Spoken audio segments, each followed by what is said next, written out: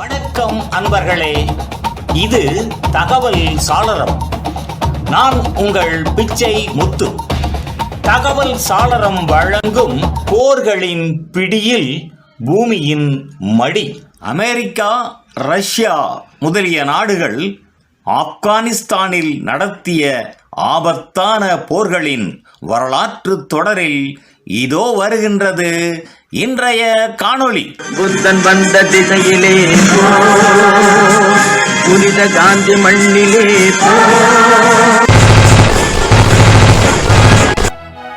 ஆப்கானிஸ்தானில் பிரிட்டன் பேரரசின் தோல்வி.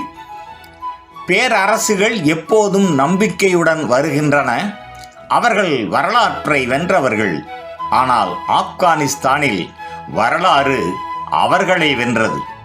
19ஆம் நூற்றாண்டு பிரிட்டிஷ் பேரரசு உலகின் மிகப்பெரிய சக்தி. இந்தியாவை காப்பதற்காக ஒரு பயம் அங்கே பிறந்தது. வடக்கில் ரஷ்யா.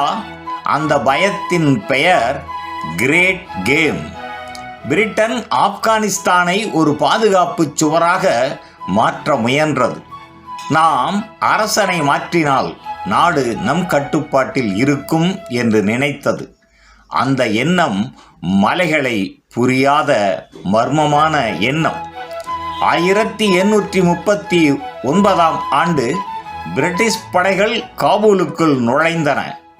கொடி ஏற்றப்பட்டது. அரசன் நியமிக்கப்பட்டான். வெற்றி என்று அறிவிக்கப்பட்டது. ஆனால் ஆப்கான் மக்கள் அதை ஏற்றுக்கொள்ளவில்லை.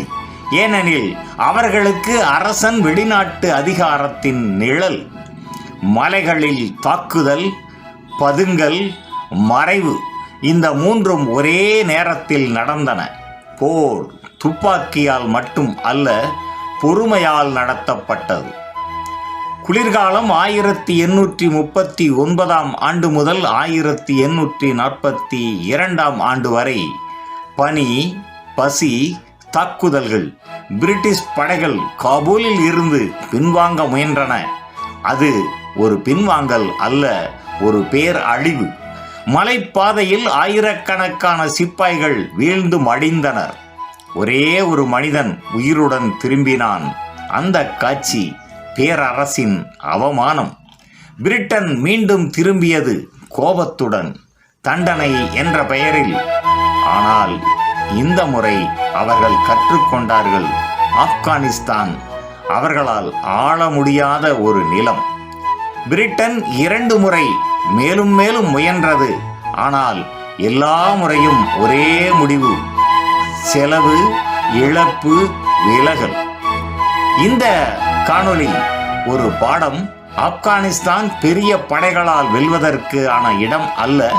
அது சிறிய எதிர்ப்புகளால் பேரரசுகளை சோர வைக்கும் நாடு. பிரிட்டன் தோற்று போனது. ஆனால் அது இறுதி பேரரசு அல்ல. மற்றவர்கள் வருவார்கள். அதே தவறுடன் மீண்டும் அவர்கள் திரும்புவார்கள். நன்று நண்பர்களே, இந்த தொடரின் பிறிதொரு காணொளியில் மீண்டும் சந்திப்போம்.